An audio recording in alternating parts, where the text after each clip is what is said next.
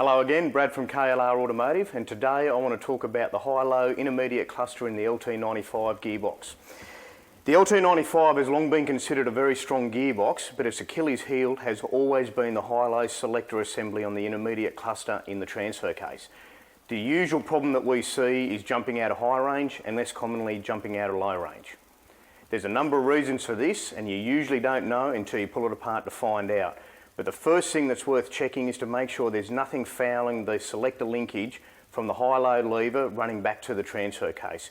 Sometimes soundproofing gets in there and can cause issues, or there might be a worn pin, linkage, something like that that's worth investigating first.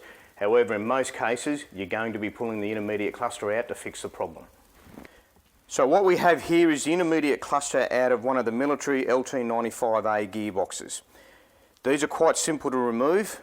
Essentially, you just take the handbrake drum off, the handbrake backing plate, take the bottom of the transfer case off, you undo the big bolt that comes out the back, and once you slide that out, the whole assembly just falls down into your hands. You don't need to remove the selector forks to remove the intermediate cluster. Most of the issues that we see with these gearboxes jumping out of range is directly related to the lack of preload on these bearings. This can be from wear in the bearings over time, but it can also be from not being set up correctly in the first place. So, what problems do we see in these clusters? What we have in the intermediate cluster is the high range gear at the front, the selector gear or the intermediate drive gear in the middle, and that's got the selector hub that moves back and forth to select high or low range, and at the back here we have the low range gear. The most common problem that we see in these is excessive end float on this whole cluster. When you have excessive end float, when you select a gear, the high range gear is allowed to move away and out of engagement. This normally allows it to jump out of gear and usually gives a bang through the whole vehicle when this happens. Over time, all this jumping out of gear and invariably being pulled back into gear with a crunch leads to wear on the dog teeth. These dog teeth here are the teeth that are actually grinding when you're moving from high to low or low to high. Over time, that rounds the corners of these off, and it also wears the side down here and reduces that wedge angle. Once that wears away and becomes parallel, it'll continually slide out of gear, and the only fix is to replace that gear. Now, the good news is, if you get to this problem fairly quickly, you'll only need to replace either the high range or low range. If you let this jumping out of gear problem go on for too long, eventually you'll start causing wear to your selector hub.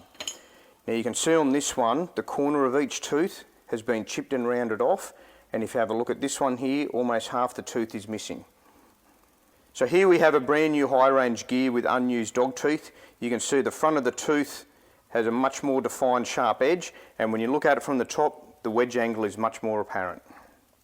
Another common problem we see with these clusters is the tension on the main bolt loosening off over time.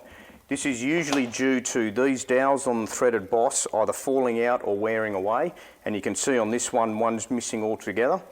And over time that allows this to unscrew on the inside without leaving any evidence on the outside that it's coming loose.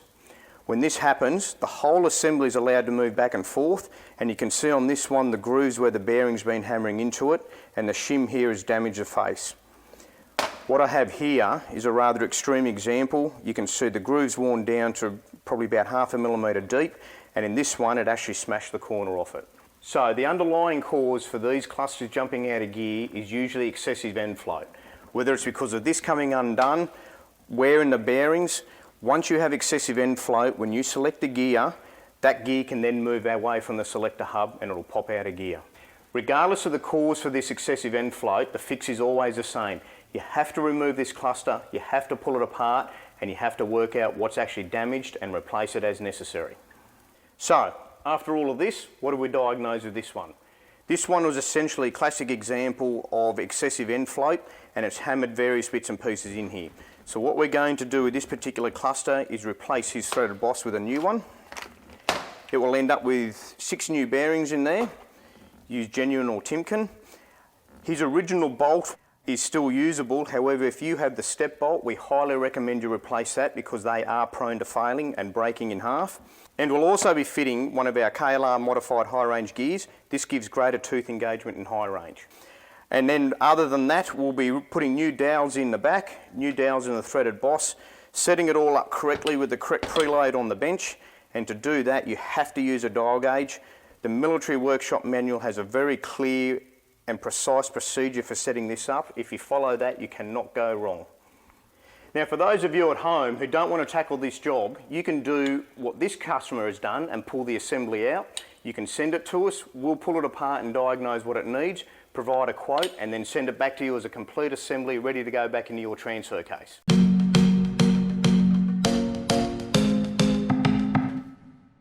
Thank you for watching, and I hope you now have a better understanding of what's going on inside your LT95 when it's jumping out of range.